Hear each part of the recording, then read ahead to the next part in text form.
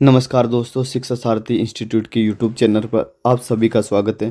दोस्तों, शिक्षा सारथी इंस्टीट्यूट जैन मंदिर के पास जो जजावर में स्थित है, यहाँ पर कंपटीशन से संबंधित सभी प्रकार की कोचिंग्स करवाई जाती हैं।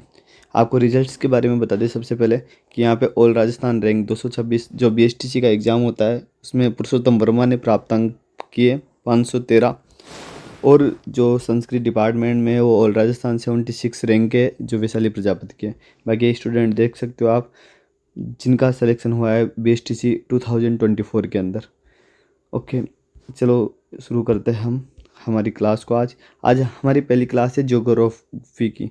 इसमें काफ़ी स्टूडेंटों का डाउट रहता है कि सर नए ज़िले बन गए, कैसे कुछ क्या होगा क्या नहीं होगा। तो सभी डाउट आपका इसी क्लास में क्लियर हो जाएगा। और राजस्थान का पहला टॉपिक जो ज्योग्राफी का है वो हम शुरू करते हैं, राजस्थान का सामान्य परिचय।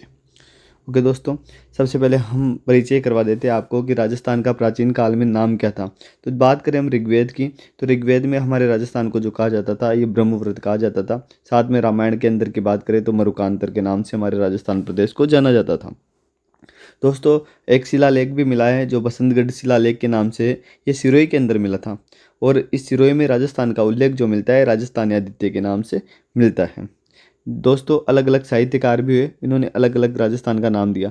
हम बात करें एग्जाम के अंदर पूछा जाता है डायरेक्टली कि राजस्थान को राजपूताना कहने वाले कौन थे। दोस्तों, राजपूताना शब्द का सबसे पहले प्रयोग करने वाले की बात करें तो ये थे जॉर्ज थॉमस। इनकी एक पुस्तक है, उस पुस्तक का नाम है military memoirs of mister George Thomas, जो 1805 के अंदर विलियम फ्रैंकलिन के द्वारा प्रकाशित की गई थी। तो दोस्तों, प्रश्न आ जाए कि राजस्थान को राजपूताना कहने वाले कौन थे, तो जॉर्ज थॉमस थे।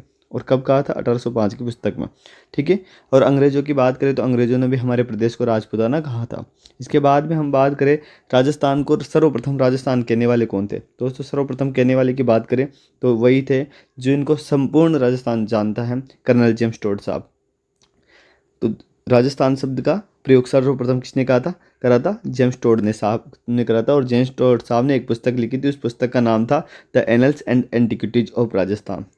The annuls and antiquities of Rajasthan ये पुस्तक है जो ये प्रकाशित करी थी, और इसी में राजस्थान शब्द का सर्वप्रथम प्रयोग करा था। दोस्तों, कर्नल जेम्स टोड साहब की एक और पुस्तक है ट्रेवलिंग टू वेस्टर्न इंडिया। ठीक है। ये पुस्तक हमारे कर्नल जेम्स टोड साहब की मृत्यु के बाद में प्रकाशित करी थी। इन्हीं की मैडम है, मैडम का नाम है जूलिया। जूलिया के द्वारा प्रकाशित करी गई थी। दोस्तों, प्रश्न आ जाए राजस्थान में कि कर्नल जेम्स टोड को किस नाम से जाना जाता है। तो कर्नल जेम्स टोड को जो उपनाम है यह है गोड़ी वाले बाबा। गोड़ी वाले बाबा के नाम से कर्नल जेम्स टोड साहब को जाना जाता है। एक और नाम है कर्नल जेम्स टोड साहब का, राजस्थान हिस्ट्री के पितामह, फादर ऑफ राजस्थान हिस्ट्री। इसको भी, इस नाम से भी किसको जाना जाता है? कर्नल जेम्स टोड साहब को जाना जाता है।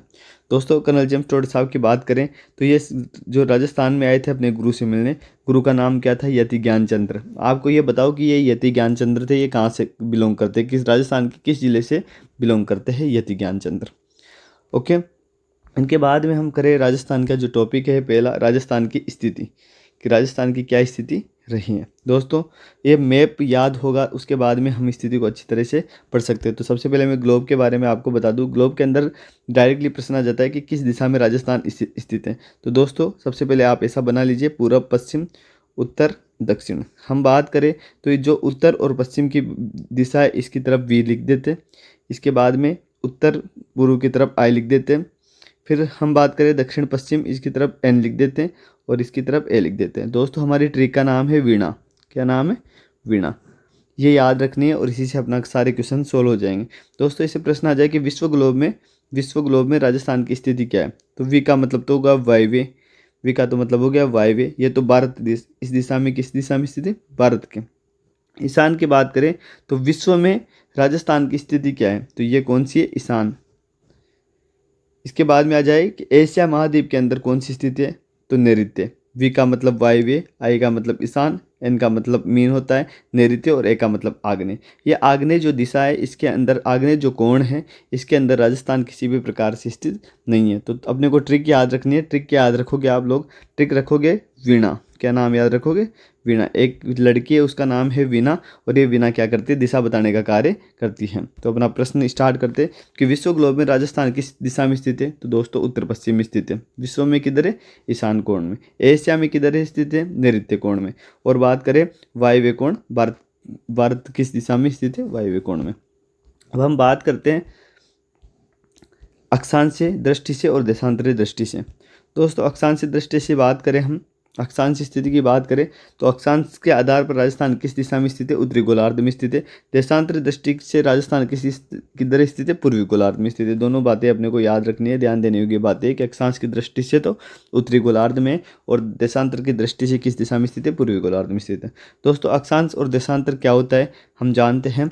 अक्षांश की बात करें तो पूर्व से पश्चिम में, मतलब ये वाली जो इलाका, ये रेखा है पूर्व से पश्चिम में, पूर्व से पश्चिम में ये जो आपका ग्लोब है, ग्लोब के अंदर काल्पनिक रेखाएं खींची जाती है। इन काल्पनिक रेखाओं को किस नाम से जाना जाता है? अक्षांश के माध्यम से नाम से जाना जाता है। और दोस्तों ये खड़ी जो रेखा है उत्तर से दक्षिण दिशा में जो रेखा है, इनको किस नाम से जाना जाता है? देशांतर के नाम से जाना जाता है। अक्षांश और देशांतर क्या कार्य किया जाता है, इनका किस काम में आते हैं? दोस्तों अक्षांश की बात करें तो अक्षांश दूरी की गणना करने में सहायक होता है, जबकि देशांतर होता है ये समय की गणना करने में सहायक होता है। डायरेक्टली अपने प्रश्न पूछा जाता है कि ग्लोब में कुल अक्षांश रेखाओं की संख्या कितनी है? दोस्तों 179 है। यह अक्षांश रेखाओं की संख्या है। किसकी संख्या है? अक्षांश की रेखाओं की संख्या। और पूछ ले कि ग्लोब पर कुल अक्षांशों की संख्या कितनी है, तब अपना रिप्लाई रहेगा 181, 181। दोनों याद रखना है। अक्षांश रेखा पूछ ले तो 179 करना है, जबकि अगर अक्षांशों की संख्या पूछ लेते हैं तो 181 टोटल अक्षांश की संख्या है। ग्लोब पर कुल देशांतर की बात करें तो देशांतर है 360। कुल देशांतर कितने? 360। और ऐसे कभी कभी प्रश्न पूछा जाता है कि दो अक्षांशों के मध्य की दूरी कितनी होती है? दो अक्षांशों के मध्य की दूरी कितनी होती है? तो 111.13 एक्यूरेट है। इसके बाद में दो देशांतरों के मध्य दूरी पूछ ले तो 11.32 है। दोस्तों ये राजस्थान इस प्रकार से स्थित है। बात करें हम राजस्थान की रेखा पर स्थित है तो कर्क रेखा पर स्थित है, और कर्क रेखा को 23 से 1/2 भी कहा जाता है। कर्क रेखा के परिस्थित है। ठीक है, तो कर्क रेखा की बात करें, कर्क रेखा से संबंधित काफ़ी प्रश्न एग्जाम में पूछे जाते हैं कि कर्क रेखा को 2 बार पार करने वाली नदी कौन सी है? तो कौन सी नदी है दोस्तों? कर्क रेखा को 2 बार पार करने वाली नदी का नाम पूछ ले तो माई नदी है। कर्क रेखा राजस्थान के कितने जिलों से होकर गुजरती है? तब अपना रिप्लाई रहेगा 2 जिलों से होकर गुजरती है। कौन कौन से के? बांसवाड़ा और डूंगरपुर। डूंगरपुर की बात करें तो डूंगरपुर में एक गांव होता है चेखली गांव, यहाँ से होकर कर्क रेखा गुजरती है। और बांसवाड़ा है, बांसवाड़ा के मध्य से होकर गुजरती है, कर्क रेखा गुजरती है। कर्क रेखा की लंबाई कितनी है? 26 किलोमीटर राजस्थान में लंबाई है। आगे बात करते हैं 0 डिग्री अक्षांश रेखा को किस नाम से जाना जाता है? भूमध्य रेखा के नाम से। 0 डिग्री देशांतर रेखा को किस नाम से जाना जाता है? ग्रीनविच रेखा के नाम से जाना जाता है। फिर प्रश्न आता है कि 1 डिग्री देशांतर को पार करने में कितना समय लगता है? दोस्तों 1 डिग्री को पार करने में 4 मिनट लगता है, और 1 मिनट को पार करने में 4 सेकंड का समय लगता है। दोनों बातें अपने को याद रखना होगा। फिर आगे बढ़ते हैं हम हमारी इस मैराथन क्लास में। भारत की मानक समय रेखा कितनी है? दोस्तों 82.30 डिग्री है। ये भारत की मानक समय सीमा रेखा है जो इलाहाबाद के पास से गुजरती है, लेकिन ये राजस्थान जीके में अपने को पढ़ने की कोई ज़रूरत है नहीं। दोस्तों हम बात करते भारतीय मानक जो समय होता है IST, इसमें ग्रीनविच मीन टाइम क्या होता है? 5 घंटे और 30 मिनट आगे। ठीक है, टोटल कितना रहता है? 5 घंटे और 30 मिनट आगे रहता है। दोस्तों कर्क रेखा का ये डोज आपके सामने है कि कर्क रेखा एक्चुअली में क्या होते हैं। कर्क रेखा को 23 डिग्री 30 मिनट उत्तरी अक्षांश रेखा भी कहा जाता है। कर्क रेखा का उपनाम है 23 डिग्री 30 मिनट उत्तरी अक्षांश रेखा। ठीक है, कर्क रेखा की बात करें तो राजस्थान में कर्क रेखा संपूर्ण भारत में कितने राज्यों से होकर गुजरती है? तो कितने राज्यों से होकर गुजर रही है कर्क रेखा? 8 राज्यों से होकर कर्क रेखा गुजरती है। 8 राज्य से उत्तर कर्क रेखा गुजरती है। कहाँ कहाँ 8 राज्य कौन कौन से? गुजरात है, राजस्थान है, मध्य प्रदेश है, छत्तीसगढ़ है, झारखंड है, पश्चिम बंगाल है, त्रिपुरा है और मिजोरम है। इन राज्यों से होकर कर्क रेखा गुजरती है। दोस्तों प्रश्न आ जाए कि कर्क रेखा की सर्वाधिक लंबाई किससे है? तो मध्य प्रदेश में सर्वाधिक लंबाई किधर है? मध्य प्रदेश। और सबसे कम बात करें तो हम त्रिपुरा के अंदर सबसे कम कर्क रेखा की लंबाई है। कर्क रेखा से रिलेटेड काफ़ी और भी प्रश्न है कि कर्क रेखा की कुल लंबाई है 26 किलोमीटर। कर्क रेखा राजस्थान के किस जिले के मध्य में से होकर गुजरती है? दोस्तों बांसवाड़ा के मध्य में से होकर गुजरती है। और कर्क रेखा किस के और कौन से जिले में से गुजरते हैं? डूंगरपुर में से गुजरते हैं। डूंगरपुर में एक गांव पड़ता है चेखली गांव, और चेखली गांव से कर्क रेखा गुजरती है। कर्क रेखा से रिलेटेड ही काफ़ी और प्रश्न भी होता है कि कर्क रेखा पर सूर्य सीधा कब चमकता है? दोस्तों 21 जून को सूर्य कर्क रेखा पर सीधा चमकता है, और इसी को कर्क संक्रांति कहा जाता है। और इसी वजह से 21 जून के दिन देखते हम सबसे लंबा दिन और सबसे छोटी रात होती है। और रात वो सबसे छोटी परछाई भी इसी दिन बनती है, ये अपने को याद रखना होगा। दोस्तों सूर्य की किरणों की बात करें कि सूर्य की किरणों का सर्वाधिक सीधापन राजस्थान के किस जिले में, सूर्य की किरणों का सर्वाधिक तिरछापन किस जिले में। दोस्तों जो जितना पास रहेगा वो उतना ही सीधा होगा और जो जितना दूर रहेगा वो उतना ही तिरछा होगा, ये अपने को याद रखना है। तो जब कर्क रेखा के बिल्कुल नज़दीकी जिला की बात करें तो ये बांसवाड़ा है, और बांसवाड़ा में सबसे सीधापन रहेगा कर्क रेखा का सीधापन। और बात करें सूर्य की किरणों का सर्वाधिक तिरछापन कहाँ रहेगा, दोस्तों सबसे दूर है गंगानगर, और यहीं पर सूर्य की किरणों का सर्वाधिक तिरछापन रहेगा, तो गंगानगर भी अपने को याद रखना है। अब आगे बढ़ते हैं दोस्तों,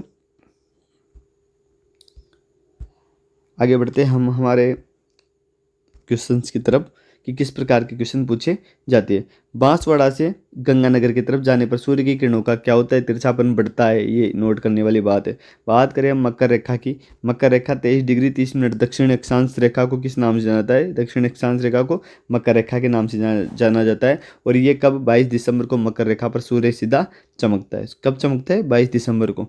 इसी वजह से क्या होता है, 22 दिसंबर के दिन सबसे छोटा उत्तरी गोलार्ध में दिन क्या होता है, छोटा होता है, और रातें क्या होती है, बड़ी होती है। 21 मार्च की बात करें और 23 सितंबर की बात करें, इस दिन भूमध्य रेखा पर होती है, और दिन और रात दोनों क्या होते हैं, 21 मार्च और 23 सितंबर को इक्वल होते हैं, मतलब बराबर होते हैं, ये अपने को याद रखना होगा। दोस्तों एक प्रश्न पूछा जाता है राजस्थान का विस्तार से संबंधित। राजस्थान का उत्तरी अक्षांश, राजस्थान का विस्तार कितना है, 23 डिग्री 30 मिनट उत्तरी अक्षांश से कितना होता है, 30 डिग्री 12 मिनट उत्तरी अक्षांश तक, और 69 डिग्री 30 मिनट पूर्वी देशांतर से लेकर 78 डिग्री पूर्वी देशांतर के मध्य होता है। ये वेरी वेरी इंपॉर्टेंट लगा देना, इसके इंपॉर्टेंट लगा लेना, क्योंकि ऐसा प्रश्न काफ़ी बार एग्जामों में अपने को देखने को मिलता है। फिर हम बात करें आगे के प्रश्न की। राजस्थान का मध्यवर्ती अक्षांश कितना होता है, 27 डिग्री उत्तरी अक्षांश होता है, ये अपने को याद रखना है। राजस्थान का मध्यवर्ती देशांतर 74 डिग्री होता है। दोस्तों यहाँ पे 69 डिग्री 30 मिनट होता है, मतलब ऐसे प्रश्न आ जाए कि 70 डिग्री पूर्वी देशांतर पर है। तो दोस्तों यहाँ पे कौन सा है, जैसलमेर। कौन सा है, जैसलमेर। तो कौन सा जिला है 70 डिग्री पूर्वी देशांतर पर, जैसलमेर। राजस्थान में प्रश्न आता है इसकी लंबाई से रिलेटेड कि राजस्थान में उत्तर से दक्षिण, मतलब ये वाली जो लंबाई है उत्तर से दक्षिण की, ये लंबाई की कितनी है, 826 किलोमीटर। और बात कर दें ये चौड़ाई की, तो ये 869 है, 869 है। दोस्तों राजस्थान लंबा तो कम है, चौड़ा ज़्यादा है, ये अपने को याद रखना है। इसकी लंबाई की बात करें तो लंबाई तो कितनी है, 826 है, और चौड़ाई की बात करें तो 869 है, और चौड़ाई की बात करें तो 869, मतलब पूर्व से पश्चिम की लंबाई कितनी है, 869। और इनका अंतर भी पूछा जाता है कभी कि लंबाई और चौड़ाई का अंतर कितना है, या उत्तर से दक्षिण व पूर्व से पश्चिम की लंबाई का अंतर कितना है। दोस्तों अंतर है 43 किलोमीटर का, ये अपने को याद रखना है। दोस्तों कुछ प्रश्न ऐसे पूछते हैं, ये दिशा याद रखनी है, तो ये दक्षिण दिशा अपने को हमेशा याद रखनी होगी कि दक्षिणतम जिला ये तो है दक्षिण, यह है उत्तर, यह है पूरब, यह है पश्चिम, ये अपने को याद रखना है। दोस्तों ये पूरब की पूछ ले कभी, क्योंकि राजस्थान के दक्षिण में कौन सा जिला है, राजस्थान के उत्तर में कौन सा जिला है। दोस्तों उत्तर की बात करें, उत्तर की बात करें हम कि उत्तर में कौन सा जिला है, तो उत्तर में होगा कोणागांव। कोणागांव का मतलब कहाँ है, कोणागांव, कोणागांव कहाँ पे स्थित है, गंगानगर के अंदर स्थित है। कोणागांव कहाँ पे स्थित है, गंगानगर के में स्थित है। दोस्तों उत्तर की बात करते हैं तो उत्तर में कौन सा गांव है, कोणागांव है, जो गंगानगर के। राजस्थान का दक्षिण गांव की कर बात करें तो बोरकुंड गांव, ये गांव है बोरकुंड गांव, जो बांसवाड़ा के अंदर पड़ता है, ये सबसे दक्षिणी गांव है। और हम अपने से पूछा जाता है कभी कभी कि राजस्थान के पूर्व में पूर्वी कौन सा गांव है, तो सिलावट गांव है, और सिलावट गांव की जो तहसील पड़ती है वो राजाखेड़ा तहसील पड़ती है, और इनका जो डिस्ट्रिक्ट है वो धौलपुर है। तो पूर्वी गांव और पश्चिमी गांव की बात करें तो कटरा गांव है, जो सम तहसील जैसलमेर में पड़ता है। दोस्तों तीनों चीज़ें अपने को, चारों चीज़ें अपने को याद रखनी है कि राजस्थान के पूर्व में कौन सा है, पूर्व में धौलपुर है, तो धौलपुर का सिलावट गांव है जो अंतिम छोर है। इसके बाद में पश्चिम की बात करें तो कटरा गांव है जो जैसलमेर के अंदर स्थित है। राजस्थान का उत्तरी गांव की बात कर दे तो कोणा गांव है, ये गंगानगर के अंदर स्थित है। और राजस्थान का दक्षिण गांव की बात करें तो बोरकुंड गांव है, ये बांसवाड़ा के अंदर स्थित है। अपने को चारों चीज़ें याद रखना है। और राजस्थान के कभी कभी एग्जाम में पूछा जाता है कि मध्यवर्ती गाँव कौन सा है। दोस्तों मध्यवर्ती डायरेक्टली पूछा जाए तो लांपोलाई गाँव है जो नागौर के अंदर है। कभी कभी ऐसे प्रश्न आ जाए है कि सैटेलाइट के आधार पर राजस्थान का कौन सा गाँव है, तो अपने को गगराना याद रखना है। गगराना, कौन सा गांव याद रखोगे, गगराना। गगराना और लापोलाई ये दोनों गांव है जो मिडिल में पड़ते हैं। और राजस्थान के आकृति से संबंधित प्रश्न है, कुछ साहित्यकार पतंगाकार बताते हैं, कुछ विषम कोणीय चतुर्भुजाकार बताते हैं, कोई रोम्बस प्रकार का बताते हैं। तो राजस्थान क्या करती है, कैसे पतंगाकार है, विषम कोणीय चतुर्भुज है और एक है रोम्बस। जो टी.एच. हेंडले महोदय इन्होंने कहा कि राजस्थान क्या करती, रोम्बस प्रकार की है। राजस्थान की सीमा से रिलेटेड बात करें तो कुल स्थलीय सीमा कितनी है, 5,920 किलोमीटर है, जिसमें अपने राजस्थान की स्थलीय सीमा भी, जिसमें अंतर्राष्ट्रीय सीमा भी आ गई और अंतर्राज्यीय सीमा भी आ गई। दोस्तों अंतर्राष्ट्रीय सीमा की बात करें जो हमारे पाकिस्तान देश के साथ में लगती है, भारत किस देश के साथ में लगती है, पाकिस्तान के साथ में लगती है, जिसको रेड क्लिफ रेखा के नाम से भी जाना जाता है। इसकी लंबाई है 1,070 किलोमीटर। और अंतर्राज्यीय सीमा की बात करें तो इनकी लंबाई है टोटल 4,850। जब 1,070 और 4,850 को जोड़ा जाता है तो 5,920 किलोमीटर होते हैं, जो कुल स्थलीय सीमा की लंबाई है। कुल के अंदर अंतर्राज्यीय भी हो गए, अंतर्राष्ट्रीय भी हो गए। दोस्तों अंतर्राष्ट्रीय सीमा की बात करते हैं तो अंतर्राष्ट्रीय सीमा किसके साथ में लगती है, अब हमने बना रखा है आपकी सुविधा के लिए कि ये पाकिस्तान है, इसके साथ में अंतर्राष्ट्रीय सीमा लगती है। दोस्तों यहाँ पे कौन है, ऊपरी ऊपर उत्तरी, उत्तर में कौन सा है, उत्तर में है अपने गंगानगर। और इसकी बात करें तो यहाँ पे बाकासर है। ठीक है, भारत और पाकिस्तान के मध्य अंतर्राष्ट्रीय सीमा को किस नाम जाना जाता है दोस्तों, रेड क्लिफ रेखा के नाम से जाना जाता है। इसका निर्धारण किससे किया गया था दोस्तों, कलम के द्वारा किया गया था। किसके द्वारा किया गया था, कलम के द्वारा। मैप मानचित्र लेते हैं, मानचित्र पे कलम के द्वारा इसका निर्धारण कर दिया जाता है। ये प्रश्न आ जाता है कि आद्य रीति सीमा बिना सहमति के थोपना, इसको बोलते हैं। लंबाई कितनी रखी गई थी, 1,070 किलोमीटर रखी थी। राजस्थान में अंतर्राष्ट्रीय सीमा रेखा कहाँ से प्रारंभ होती है, इंदुमल कोट जो गंगानगर के अंदर है, यहाँ से प्रारंभ होती है और बाड़मेर तक जाती है, जो बाकासर सागड़ बाड़मेर तक जाती है। दोस्तों अंतर्राष्ट्रीय सीमा पर प्रश्न आ जाए कि अंतर्राष्ट्रीय सीमा पर राजस्थान के कितने जिले लगते हैं। दोस्तों वर्तमान में राजस्थान के 5 जिले अंतर्राष्ट्रीय सीमा से लगते हैं, जिसका नाम है श्री गंगानगर, बीकानेर, फलोदी, जैसलमेर, बाड़मेर। प्रश्न आता है कि सर्वाधिक अंतर्राष्ट्रीय सीमा बनाने वाला जिला कौन सा है, जैसलमेर। न्यूनतम बनाने वाला कौन सा जिला है, फलोदी। न्यूनतम सीमा बनाने वाला जिला कौन सा है, फलोदी। और बात करते हैं कि राजस्थान के कौन कौन से जिले अंतर्राष्ट्रीय व अंतर्राज्यीय दोनों सीमा बनाते हैं। दोस्तों गंगानगर है और बाड़मेर है, ये अंतर्राष्ट्रीय और अंतर्राज्यीय सीमा बनाते हैं। आपके लिए एक प्रश्न है कि बाड़मेर, गंगानगर और बाड़मेर दोनों कौन कौन से राज्यों के साथ में और कौन कौन से राज्यों के साथ में सीमा बनाते हैं, ये अपने को याद रखना है। दोस्तों प्रश्न आ जाए केवल अंतर्राष्ट्रीय सीमाएं बनाएं, ऐसे कितने जिले, टोटल 3 जिले जो केवल 3 अंतर्राष्ट्रीय सीमाएं बनाते हैं। दोस्तों शिक्षा सारथी इंस्टीट्यूट का चैनल अगर पसंद आया हो तो फॉलो करें, कमेंट करें, और आपके कोई साथी अगर कोचिंग्स करना चाहते हैं बीएसटीसी को, इसी प्रकार के नोट्स उनको नीड है तो प्लीज़ कॉल करके आप इस प्रकार के नोट्स मंगवा सकते हो। साथ में हमारी क्लास है जो ऑफलाइन बैच स्टार्ट हो चुके हैं, वो भी आप ज्वाइन कर सकते हो। Thank you sir. हम बात करते बढ़ते हमारे अगली टॉपिक की तरफ कि राजस्थान की अंतर्राज्यीय सीमा कितनी है। दोस्तों अंतर्राज्य की बात करें तो यह अंतर्राज्यीय सीमा सबसे ऊपर लगती है, जो पंजाब की लगती है, और सबसे न्यूनतम सीमा लगती है 89 किलोमीटर ही लगती है। इसकी बात करें तो इसके बाद में जो है हरियाणा है, हरियाणा के बाद यूपी है, यूपी के बाद एमपी है, एमपी के बाद गुजरात है। दोस्तों पंजाब के साथ तो 89 किलोमीटर की सीमा लगती है, हरियाणा के साथ में 1200 प्लस सीमा लगती है, साथ में 1262 की सीमा लगती है। और उत्तर प्रदेश की बात करते हैं तो 877 किलोमीटर की सीमा लगती है, और एमपी की सर्वाधिक सीमा लगती है जो 1600 किलोमीटर लगती है, और सबसे ज़्यादा जो सीमा लगती है एमपी के साथ में वो झालावाड़ की लगती है। और हम बात करें गुजरात की तो गुजरात की 1022 किलोमीटर की टोटल सीमा लगती है। कभी कभी इनको अवरोही क्रम में या आरोही क्रम में भी पूछ लिया जाता है। दोस्तों आप मैप के माध्यम से समझ सकते हैं कि जो ये इलाका है ये तो पंजाब है, और पंजाब के बाद में ये हरियाणा है, हरियाणा के बाद में यूपी की सीमा लगती है, यूपी के बाद एमपी की सीमा लगती है और गुजरात की सीमा लगती है। दोस्तों पंजाब की बात करें तो 89 किलोमीटर की सीमा लगती है, पंजाब की कितनी लगती है 89 किलोमीटर की। हरियाणा की 1262 लगती है, यूपी की कितनी लगती है 877 लगती है। इसके बाद में एमपी की लगती है 1600 और इधर 1022 टोटल सीमा लगती है। प्रश्न पूछ लिया जाता है कि पंजाब के साथ में राजस्थान के कौन कौन से जिले या कितने जिले सीमा बनाते हैं। तो दोस्तों 2 जिले सीमा बनाते हैं। कौन कौन से बनाते हैं, गंगानगर बनाता है जो सबसे ज़्यादा सीमा बनाता है, और एक हनुमानगढ़ सीमा बनाता है। कभी कभी पूछ लेते हैं हरियाणा के साथ में कितनी सीमा लगती है, 8 जिलों की सीमा लगती है। सर्वाधिक किनकी लगती है, हनुमानगढ़ की सर्वाधिक सीमा लगती है। इसके बाद चूरू, झुंझुनू, सीकर, कोटपुतली, बरोड़, अलवर, खेरतल, तिजारा और डीग, इनकी सीमा भी लगती है। और बात करें हम उत्तर प्रदेश की, उत्तर प्रदेश के साथ में राजस्थान के 3 जिले की सीमा लगती है, जो कौन कौन से है, पूर्वी जिले डीग, भरतपुर, धौलपुर, इनकी यूपी के साथ में सीमा लगती है। फिर बात करें हम एमपी की, एमपी के साथ में सर्वाधिक सीमा लगती है, एमपी के साथ में सर्वाधिक सीमा लगती है। टोटल 10 जिलों की सीमा बनाते हैं, धौलपुर, करौली, सवाई माधोपुर, कोटा, बारां, झालावाड़।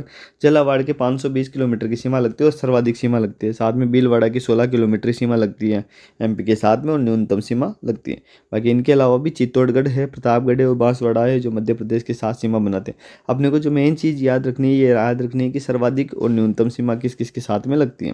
बात करें हम गुजरात की दोस्तों, तो गुजरात के कितने जिलों की सीमा लगती है? 6 जिलों की सीमा लगती है, बांसवाड़ा, डूंगरपुर, उदयपुर, सिरोही, जालोर, बाड़मेर। और सर्वाधिक सीमा गुजरात की किसके साथ में लगती है? उदयपुर के साथ में। न्यूनतम सीमा किसके साथ लगती है? बाड़मेर में लगती है, और 14 किलोमीटर की टोटल सीमा लगती है।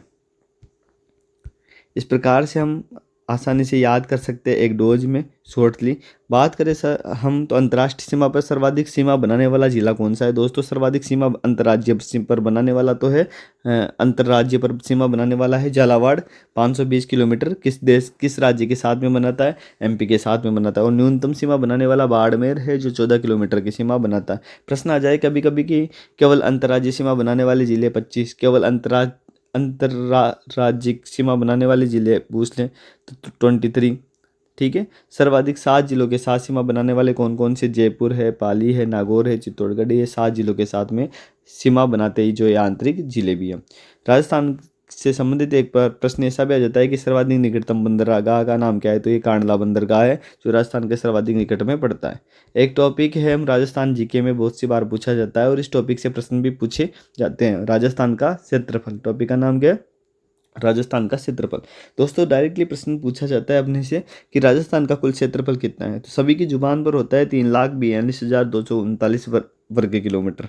ठीक है। लेकिन ये अब वर्ग किलोमीटर में ना पूछकर मील में पूछा जाता है कि राजस्थान का क्षेत्रफल कितना है। ऑप्शन ए 1,32,140 वर्ग मील, और ऐसे दे दिया जाता है। तो अपने को ये ज़्यादा याद रखना है, मील में 1,32,140 वर्ग मील। और अगर डायरेक्टली पूछ लिया जाए किलोमीटर में तो 3,42,239 वर्ग किलोमीटर राजस्थान का क्षेत्रफल है। दोस्तों कभी कभी ऐसे प्रश्न आता है कि भारत के कुल क्षेत्रफल का कितना प्रतिशत राजस्थान है? तो दोस्तों 10.41% है, और इसी को 1/10 भाग भी कह सकते हैं।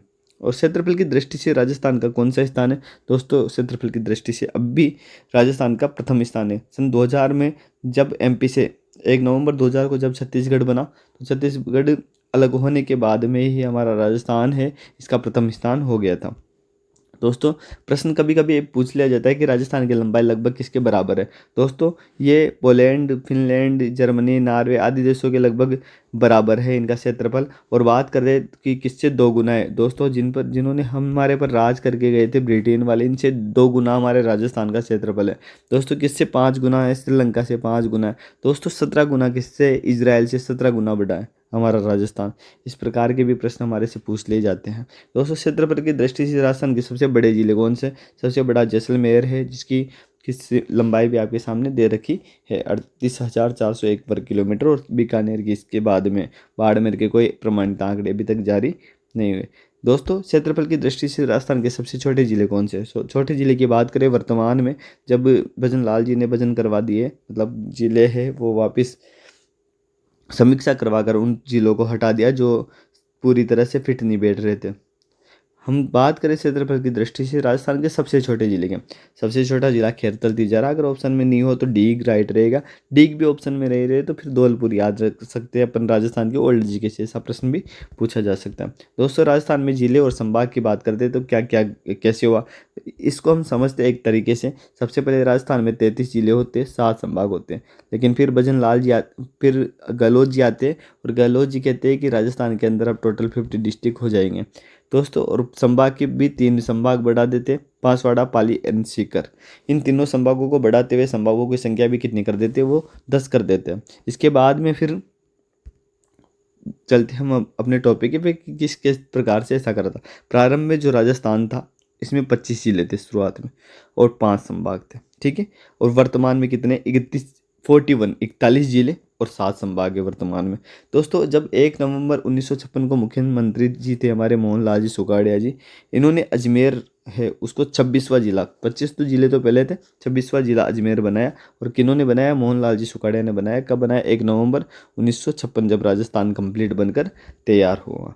दोस्तों सारथी की ऑनलाइन क्लास कैसी लगी आपको कमेंट करके ज़रूर बताएं, और हमारी मेहनत कैसी लगी। अगर पसंद आया हो हमारा मेथड, तरीका और हमारे लिखने का तरीका कुछ भी, तो प्लीज़ आप इसको अधिक से अधिक दोस्तों तक शेयर कीजिए, ताकि उनका भी वह भी आसानी से इसको समझ सकें। एक मैराथन क्लास एक टॉपिक में शॉर्ट समय में आपको पूरी तरह से हम उपलब्ध करवाने की कोशिश कर रहे हैं। तो दोस्तों चैनल को अधिक से अधिक सब्सक्राइब करें, साथ में कमेंट करके बताइए कि क्लास कैसी लगी। और शिक्षा सारथी इंस्टीट्यूट, अगर आप जजावर, नैनवा या बूंदी क्षेत्र में रहते हो तो शिक्षा सारथी की ऑफलाइन क्लास को ज़रूर ज्वाइन करें,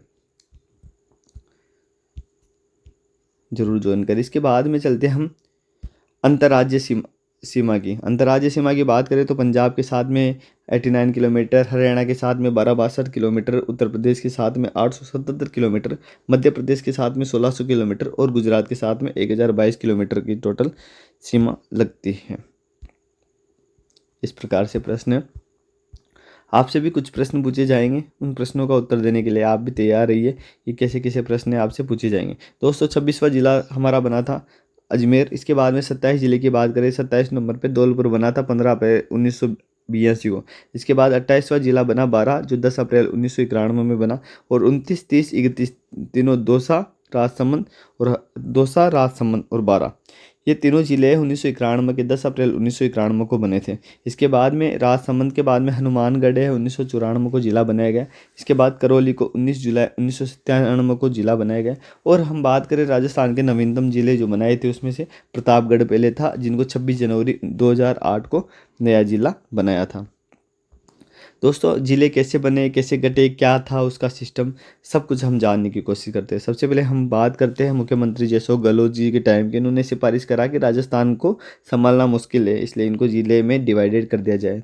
तो उस टाइम पे मुख्यमंत्री थे रामलुबा कमेटी बनाई थी। किनके समय में बनाई थी? अशोक गहलोत जी के समय में बनाई थी। इन्होंने कहा कि राजस्थान में 19 जिले और 3 नए संभाग और बना दो, जिसकी 7 अगस्त को 2023 को अस्तित्व में आ गया था, बना दिया गए थे। और जिलों की संख्या कितनी हो गई थी? 50 हो गई थी। हम बात करें भजन लाल सरकार की, तो फिर इन्होंने कहा, एक समिति बनाई प्रेमचंद बेरवा जिनके अध्यक्ष थे उप मुख्यमंत्री, और इस समिति का नाम था ललित के पवार समिति। और इस ललित के पवार समिति की अध्यक्षता में फिर ऐसा समिति प्रेमचंद बेरवा के को अध्यक्ष बनाया था। तो उन्होंने कहा, अपने पद से इस्तीफा दे दिया। और इसके बाद में जो शिक्षा मंत्री है उनको उनको अध्यक्ष बनाया गया। इनके बाद में इनके साथ में मदन दिलावर जी को अध्यक्ष बनाया गया है। और साथ में जो समिति में अलग सदस्य, उनका नाम था राज्यवर्धन सिंह जी राठौड़, हेमंत मीणा, सुरेश सिंह जी रावत, कन्हैयालाल जी चौधरी। इन्होंने जिले बनाए और इन्होंने जिले के समीक्षा हेतु एक समिति गठन करी थी। और फिर अपने विचार रखे कि ये जिले की कोई नीड नहीं है। तो 29 दिसंबर 2024 के दिन सरकार ने अधिसूचना जारी कर दी कि राजस्थान में 9 जिले हैं जो हटेंगे, 9 जिले नहीं बन सकते। उनका नाम था अनूपगढ़, दूदू, गंगानगर, जयपुर ग्रामीण, जोधपुर ग्रामीण, केकड़ी, नीम का थाना, सांचौर, शाहपुरा व 3 नए संभाग। तीनों को क्या कर दिया गया? निरस्त कर दिया गया है। ये इंपॉर्टेंट याद रखना है कि निम्न में से कौन से जिले को निरस्त करा था, निम्न में से कौन से जिलों को निरस्त नहीं करा था। अब हम बात करें राजस्थान की वर्तमान स्थिति, तो वर्तमान में राजस्थान में 41 जिले और 7 संभाग ही हम पढ़ेंगे। संभागीय व्यवस्था की बात करें तो संभागीय व्यवस्था में भी काफ़ी कुछ अपने को पढ़ने को मिलता है कि संभागीय व्यवस्था प्रारंभ किसने करी थी। संभागीय व्यवस्था प्रारंभ होने के बाद में कुछ वर्षों के बाद में संभागीय व्यवस्था को समाप्त कर दिया गया। फिर उसके पश्चात संभागीय व्यवस्था को पुनः समाप्त करके एक और संभाग की घोषणा कर दी जाती है। तो दोस्तों हम इसको पढ़ते हैं कि 24 अप्रैल 1962 मुख्यमंत्री जी कौन थे इस टाइम पे? मोहनलाल जी सुखाड़े। इन्होंने संभागीय व्यवस्था को ही बंद कर दिया था। और 26 जनवरी 1987 को फिर हरिदेव जी जोशी आए। इन्होंने कहा कि संभागीय व्यवस्था की ज़रूरत है, और संभागीय व्यवस्था में इन्होंने वापस चालू कर दी और छठा संभाग को बनाया था। छठा संभाग जो बनाया वो अजमेर को बनाया। दोस्तों संभाग व्यवस्था में सबसे पहले प्रारंभ करने वाले तो थे हीरालाल जी। प्रारंभ किसने करे? हीरालाल शास्त्री ने तो प्रारंभ करी संभाग व्यवस्था को और 5 संभाग बनाया। इसके बाद में मोहनलाल जी सुखाड़िया जी आए, इन्होंने संभाग व्यवस्था को बिल्कुल समाप्त कर दिया। फिर हरिदेव जी जोशी आए और इन्होंने संभाग व्यवस्था 1987 में 26 जनवरी 1987 एग्जैक्ट डेट है, इस दिन संभाग व्यवस्था को पुनः शुरू करा। और पुनः शुरू करने के साथ में अजमेर को एक और नया संभाग बना दिया। ये अपने को याद रखना है।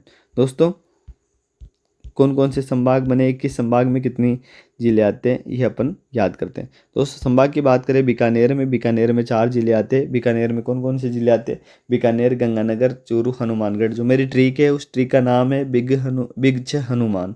मेरी ट्रिक क्या है? बिग हनुमान। मतलब बीकानेर में 4 संभाग है, बीकानेर, चूरू, गंगानगर, हनुमानगढ़। और इसी से प्रश्न आता है न्यूनतम नदियों वाला संभाग कौन सा है? बीकानेर। इसके बाद में कोटा की बात करें तो कोटा में आता है बूंदी, कोटा, बारा, झालावाड़। सर्वाधिक नदियों वाला संभाग भी यही है। मेरी एक ट्रिक है संभाग को याद करने के लिए कि कोटा में क्या करते हैं? बाबू जाको। कोटा में कौन कौन से? बाबू जाको। बा से मतलब बारह, बू से मतलब बूंदी, को से मतलब जाक का मतलब झालावाड़, को का मतलब कोटा। ये अपने को याद रखना है। इसके बाद में हम उदयपुर की बात करें, उदयपुर में 7 जिले। और हमारे सर्वाधिक नदियों का उद्गम कहाँ से होता है? उदयपुर संभाग से होता है। और कौन कौन से जिले आए हैं? तो एक ट्रिक है उदयराज चित्तौड़ी से लंबा, इसलिए पड़बा चलो, ये एक ट्रिक है। तो उदय से उदयपुर, राज से राजसमंद, चित्तौड़गढ़, सलूम्बर, डूंगरपुर, बांसवाड़ा, प्रतापगढ़।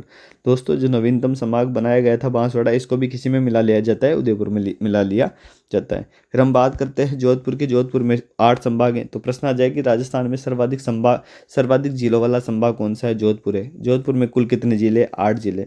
कौन से? एक ट्रिक है जोधा बाबा फलोदी जिले, जोधा बाबा फलोदी जिले, पाजा सिरो, ये एक ट्रिक है। जोधपुर, फलोदी, बालोतरा, बाड़मेर, जैसलमेर, पाली, सिरोही, जालोर। और बात करें सर्वाधिक क्षेत्रफल वाला संभाग कौन सा है? जोधपुर है। इस प्रकार से प्रश्न पूछे जाते हैं।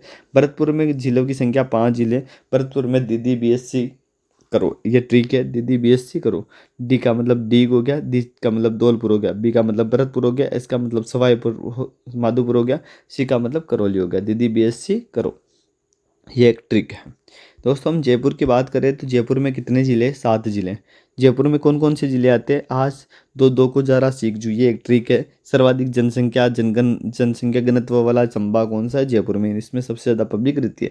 दोस्तों जिले की बात करें, जयपुर है, झुंझुनू है, सीकर है, अलवर है, दौसा है, खेरतल, तिजारा है, कोटपूतली, बेरोड है, जो जयपुर के अंदर आते हैं। दोस्तों अजमेर संभाग की बात करते हो, अजमेर में टोटल जो ज़िले आते हैं ये 6 ज़िले आते हैं। तो इसमें क्या याद रखना है? अन्ना का ब्याह, अन्ना का ब्याह किससे होगा? कुड़ी से, टोंक में होगा, याद रखना।